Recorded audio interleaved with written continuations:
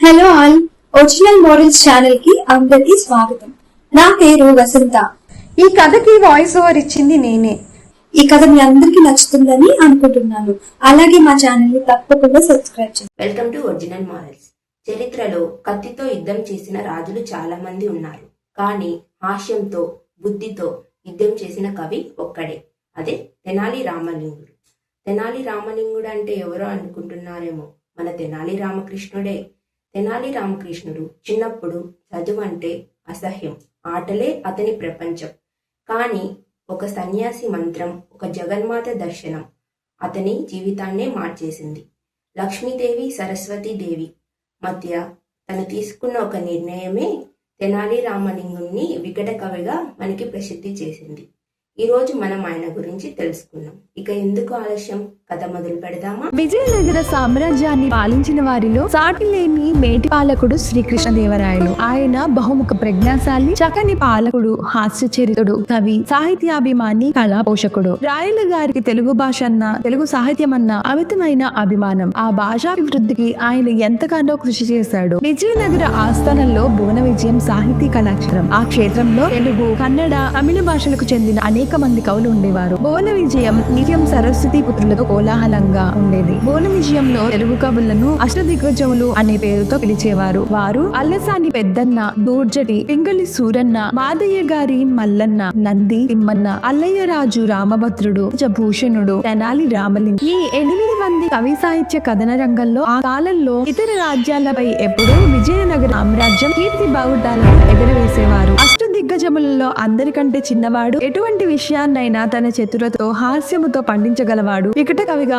ఆ కాలం నుండి ఈ కాలం వరకు చిరస్మరణీయుడు, చిరంజీవి అయి నిలిచిన తెనాలి రామలింగడి కథను తెలుసుకుందాం. రామలింగడి బాల్యం ఆంధ్ర ప్రాంతంలో తెనాలి అనే ఒక పట్టణంలో దాయామాత్యులు, జగమాంబ అనే దంపతులకు ఉండేవారు. ఆ దంపతులకు ఒక పుత్రుడు, అతడి పేరు రామలింగడు. రామలింగడిని ఆ దంపతులు ఎంతో అల్లారు ముద్దుగా పెంచసాగారు. పెరుగుతున్న కొద్దీ రామలింగడిలో అల్లరి వాళ్ళు ఎక్కువైంది. రామలింగడికి ఎప్పుడు ఆటల మీద ధ్యాస, చదువు సంధ్యల పట్ల శ్రద్ధ లేకుండా పోయింది. పైగా మొండితనం కూడా చాలా ఎక్కువ. రామలింగడి వరుస చూసి తల్లిదండ్రులు పిల్లవాడికి ఎన్నో సార్లు మంచి బుద్ధి చెప్పాలని ప్రయత్నించారు. వింటేగా వాళ్ల మాటలు అస్సలు పట్టించుకునేవాడు కాదు. చెప్పినంతసేపు బుద్ధిగా తల ఊపేవారు. ఆ తర్వాత తన పందా తందే. ఒకనాడు అతని తల్లి రామలింగడిని ఒడిలో కూర్చోపెట్టుకుని, నాయనా, విద్య లేని వాడు వింత పశువు అని పెద్దలంటారు. నీవు చదువు సంధ్యలు లేకుండా ఇలా ఇల్లు అటకుండా కాలం గడిపేస్తూ ఉంటే ముందు ముందు రోజులలో కాలం గడపటం కష్టమవుతుంది నాయన అంటూ నచ్చ చెప్పింది. అమ్మా, బాధపడకు, నాకు ముందు కాలం సుఖంగా గడుస్తుంది అంటూ తుర్రుమన్నాడు రామలింగడు. ఆ కాలం గడుస్తుంది. ఒకనాడు రామలింగడు తోట పిల్లలతో వీధిలో ఆడుకుంటున్నాడు. ఆ సమయంలో ఒక సన్యాసి ఆ వీధిలోకి వచ్చాడు. పిల్లలతో ఆడుకుంటున్న రామలింగడిని చూస్తూనే ఆయన అడుగులు ముందుకు సాగలేదు. రామలింగడి మొహంలో ఒక దివ్య తేజస్సు ఆ సాధువుని ఆకర్షించింది. బాబు, ఇలా రా అంటూ పిలిచాడు. సాధువు పిలుపుకు పిల్లలతో ఆడుకుంటున్న రామలింగడు మంత్రం వేసినట్లు ఆయన దగ్గరకు వచ్చాడు. మీ పేరేమిటి? రామలింగడు. నీకొక మంత్రం ఉపదేశం చేస్తాను. ఆ మంత్రాన్ని భక్తి శ్రద్ధలతో ఎప్పుడూ పఠిస్తూ ఉంటావా అని అడిగాడు. నాకెందుకు ఆ మంత్రం? నీకు మేలు చేస్తుంది అన్నాడు. ఏం మేలు?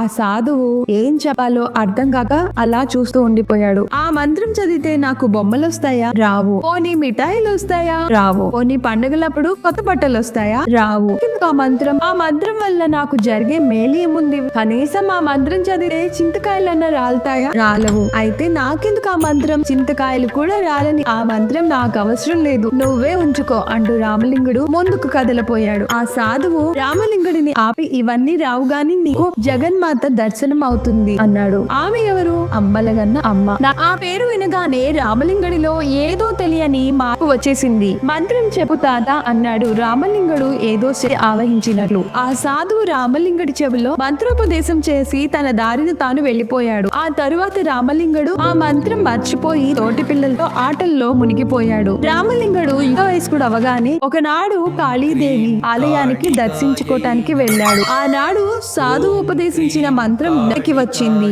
ఆలయంలోనే మఠం వేసుకొని కూర్చుని ఏకదీక్షతో ఆ మంత్రం పఠించాడు. పూర్వ జన్మ సుకృతం వల్ల, జగన్మాత కటాక్షం వల్ల ఆనాడు ఆ సాధువు రామలింగుడికి మంత్రోపదేశం చేశాడు. అందుకనే రామ రామలింగుడు ఏకదీక్షతో మంత్రపఠనం ప్రారంభించిన కొద్దిసేపటికే జగన్మాత ప్రత్యక్షమైంది. ఆ జగన్మాత దివ్య రూపం చూడగానే రామలింగడి నోట వెంట అసువుగా స్తుతి పద్యాలు వెల్లువయ్యాయి. చందోబద్ధంగా రాగయుతంగా అమ్మలగన్న అమ్మను వర్ణనాతీతమైన తన్మయంతో ఆనందంతో వల్లు తెలియని పులకరింతతో తనను తాను మర్చిపోయి ఆతిగా ప్రార్థించాడు. జగన్మాత ఎంతో సంతోషించింది. రామలింగా, నీ భక్తికి మెచ్చాను, ఏం కావాలో కోరుకో అంటూ చిరునవ్వు చిందించింది. అమ్మా, అమ్మలగన్నం అమ్మవు నీవు, అమ్మ బిడ్డ మనసు నీకు తెలియదా అంటూ అడిగాడు రామలింగుడు. దేవి చిరునవ్వులు చిందించింది. ఆమె రెండు చేతుల్లోకి ఒక 2 వెండి గిన్నెలు ప్రత్యక్షమయ్యాయి. వాటిని చూపిస్తూ, నాయనా, ఈ 2 గిన్నెల్లో ఎడమ గిన్నెలో ఉన్న పాయసం సేవిస్తే విద్యాలక్ష్మి కలకాలం నీ వెంట తోడుగా ఉంటుంది. కుడి గిన్నెలో పాయసం సేవిస్తే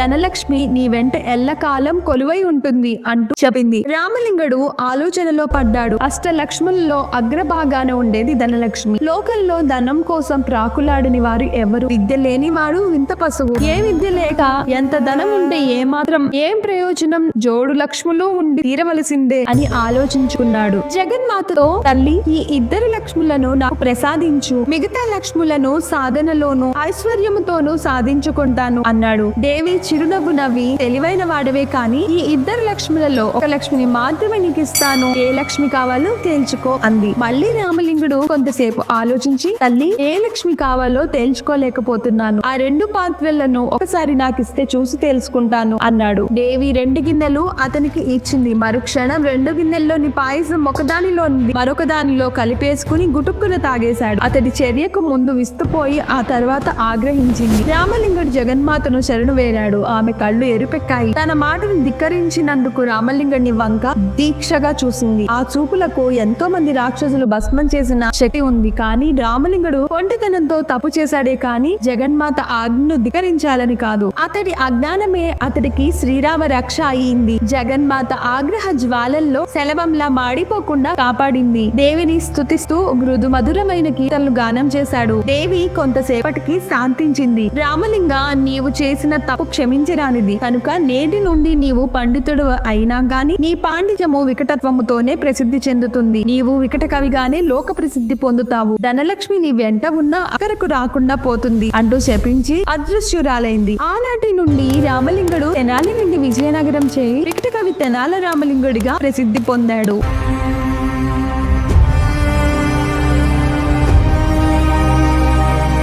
శబ్ద రాత్రి నక్షత్రాల కాంతిలో కురుక్షేత్రం మౌనంగా ఉంది. మౌనాన్ని చెరిపి కృష్ణుడు పాండవ శిబిరం వైపు సాగుతాడు.